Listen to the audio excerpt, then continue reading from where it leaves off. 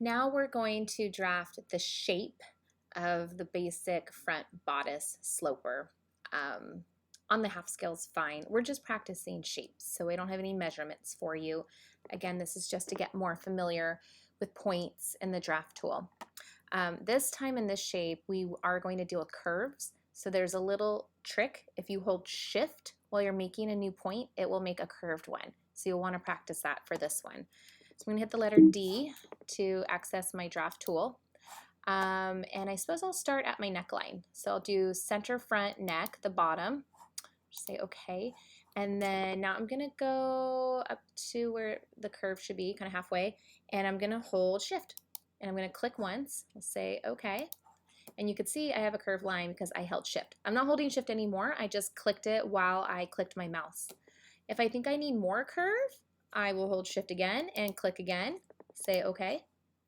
And then I just want to get up to my shoulder. I'll click and say okay. So the last click, I did not hold shift, and you can see it's not a curved line, the next one. So now I'm going to eyeball a shoulder seam. Usually shoulders follow at a slope. So I'm just eyeballing it, don't have measurements, we're just practicing.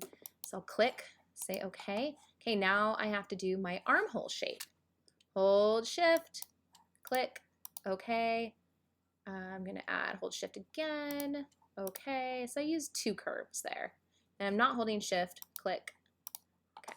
Now I'm going to do the side seam. I'm going to have the side seam taper in a little bit, okay. Skip in the dart, click, okay. And then I'm going to right click. And that took me up to center front. Now center front, we do want it to be straight up and down. It's going to be on the fold. So how do I get that straight up and down?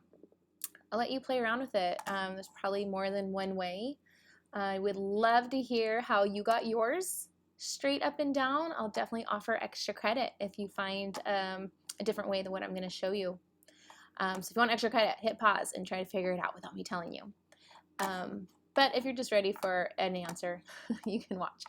So I'm just going to pull out a ruler and I'm going to hover it over where I want my center front to be. So this point is on it. I can hit the letter Z and zoom in.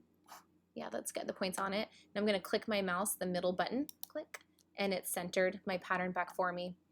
And now I'm going to move this point onto my guideline. So I'm going to hit the letter Q. I'm going to click and just bring it over and click it. And just say okay.